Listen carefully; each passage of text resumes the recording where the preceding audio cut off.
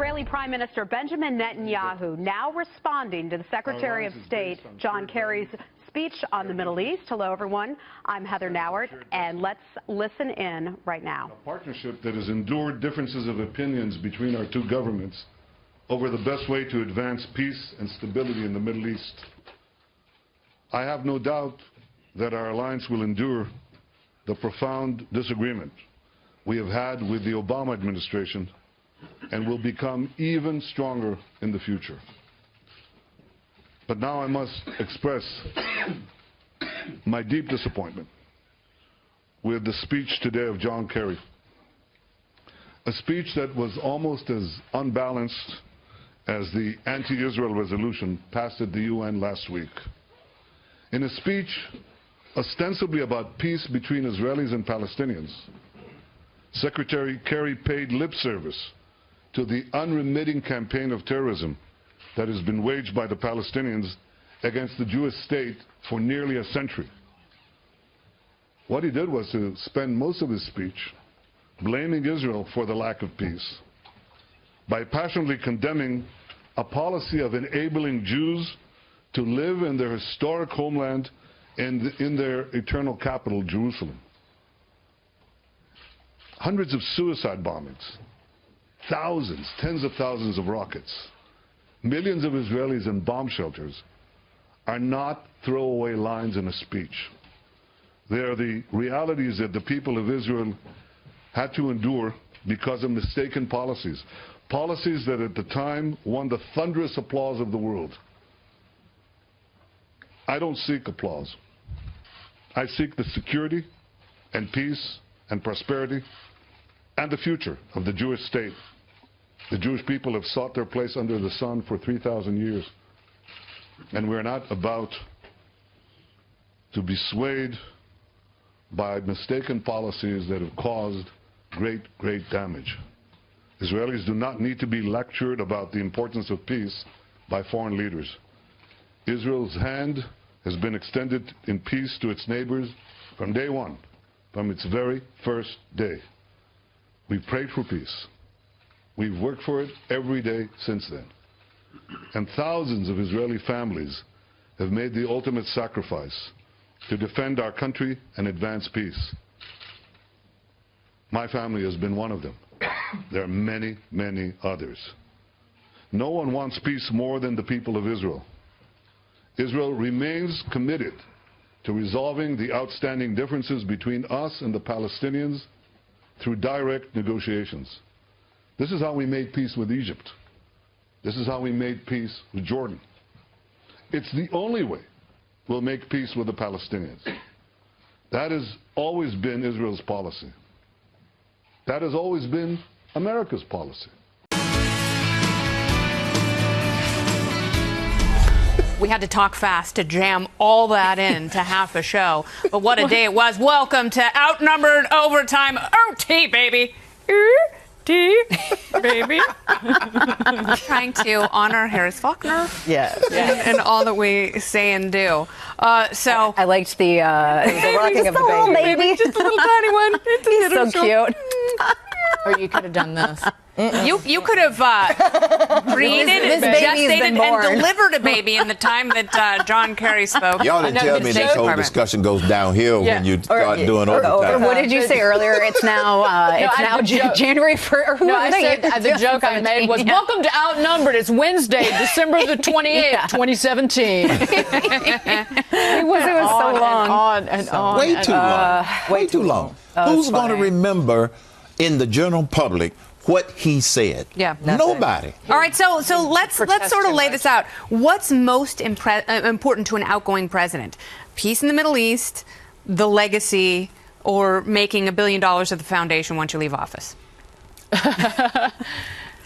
Their legacy is simply going to be, we tried by taking the high road. That's not a legacy. A legacy would be some results, and that going out the door doesn't show anything other than they stabbed Israel.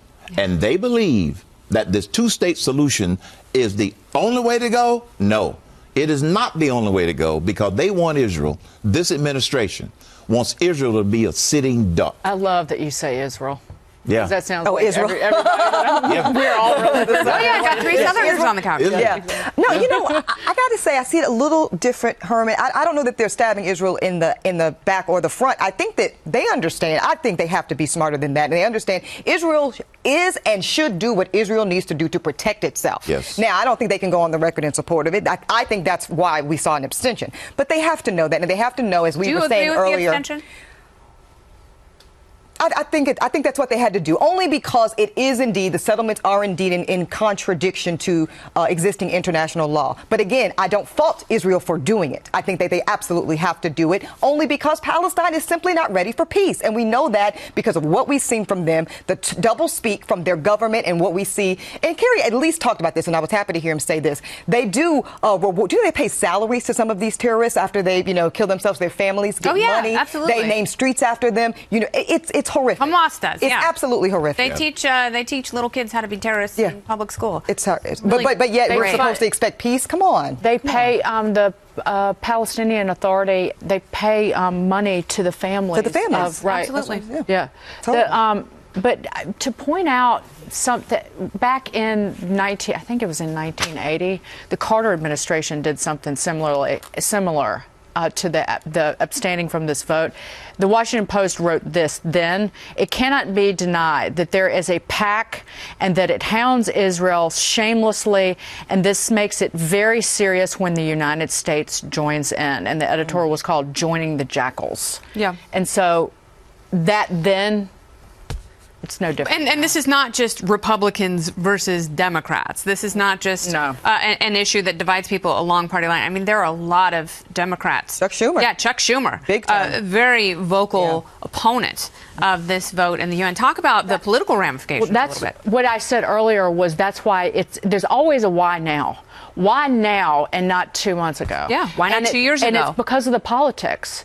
Because before of the election season. Why not 2 years ago? Because of the Democratic backlash. But obviously it was more important for them to have this Iran deal than it was to restart those talks that stalled in 2014. Well, and I think it's just laughable for, Secretary Kerry to say that this resolution is in line with American values. Because how is it in line with American values to repeatedly support countries that are diametrically opposed to everything that we believe in as a country? And that's what President Obama has repeatedly done throughout his presidency. And I think we will all be much safer and better off when he leaves office.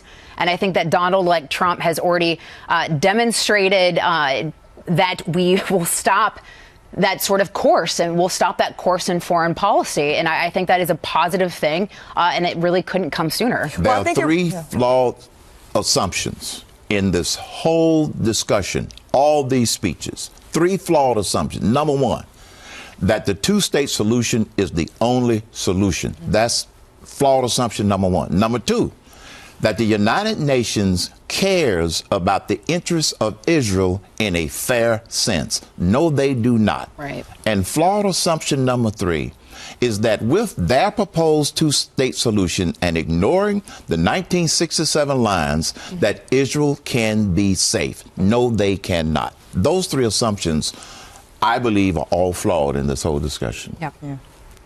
You're 1,000% right about those 67 lines. Yes. They have to start there. And like you say, that's a non-starter when you come to the table for peace talks and you won't at least acknowledge Israel's right to exist and acknowledge those 67 lines. You cannot start, any lawyer, any business person will tell you that there's some basic things we got to get on the table with before we can even start peace talks. And to your point, Lisa, about why, or Dayton, both of you were talking about this, why now? Why not, try to restart? Because they know that that's not plausibly going to have a real solution where you can walk away from your administration and say, we actually got peace between Israel and Palestine versus the Iran deal. And that's why I don't like it. It was diplomacy for diplomacy's sake. You wanted to be able to say, we got a deal same done, thing with Cuba regardless as well. of the quality of the deal and Cuba. I loved reading John Paul Horowitz's tweets. He writes his, what did he say? New York Post.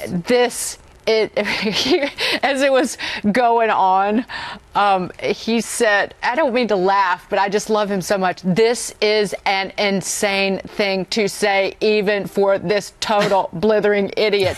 When he said, no American administration has done more for Israel's security than Barack Obama. And then he goes on and says, hi, I'm John Kerry. I stood by as 500,000 Syrians were killed. Now let me tell Israel what to do because I'm a moral midget.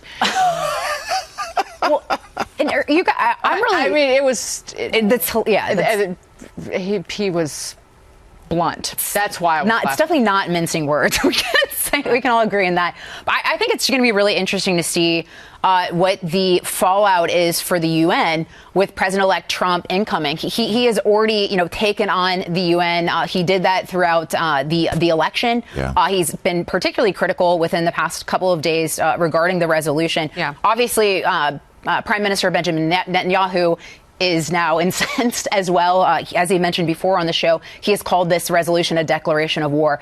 And so I am very interested in seeing what sort of recourse Donald Trump takes as the president of the United States, the U.S. takes, and also, what how Israel continues to react. What is the UN going to do? Are they going to send peacekeeping forces to the West Bank? What are they going to do? How are they going to enforce this? Isn't going to do diddly. They're not going to do anything. They're not going to do anything. No.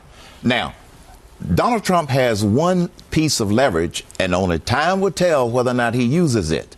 The nearly $8 billion we pay to support the United Nations. Yeah. If he uses that leverage, don't know if he will, to redefine the rules, which needs to happen. Yeah. John Bolton told me this 5 years ago when I asked him directly. I said, John, what do we need to do? He said, we need a president that has the courage to say we're going to withhold the money until we renegotiate the rules, because the United Nations has worked against Israel all of the last 8 years of the year. It sure feels that way. I mean, being That's surrounded the biggest leverage, money.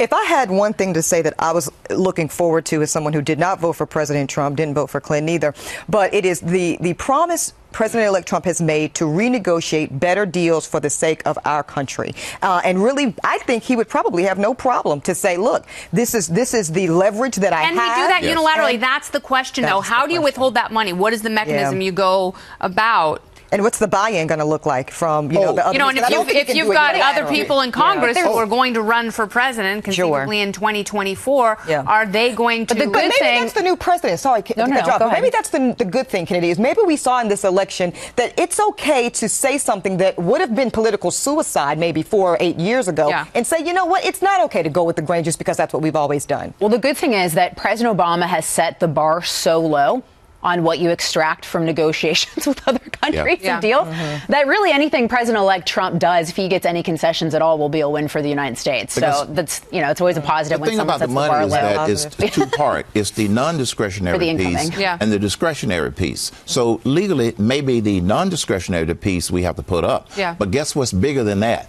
The discretionary piece. Is that $5 million? Or $5 billion, rather? Probably $5 billion. But that's the leverage to get the UN's attention. Right now, they basically play the United States of America as Uncle Sucker. All right. Well, I am glad you are far from a sucker. You are a sage, and I appreciate your wisdom on this day, Herman Cain. Happy to be here. Thank you. All right, very good. We will see you at no suckers on this noon Eastern, 9 in the West. No sucker. You like that one? Yes, I did.